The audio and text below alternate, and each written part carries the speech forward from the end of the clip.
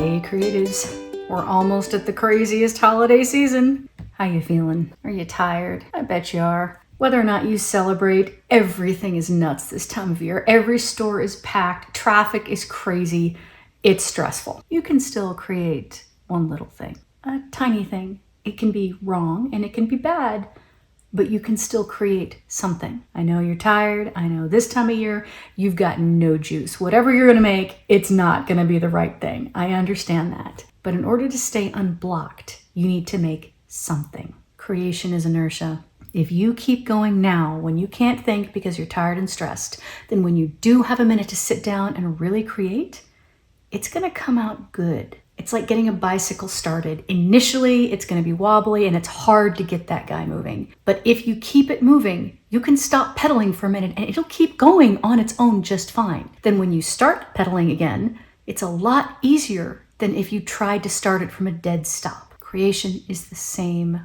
way. No matter how tired you are, just write one sentence, draw a couple of flowers, just do something. And it will preserve your sanity through this holiday season. Sit down with me when you get the chance and let's make something new.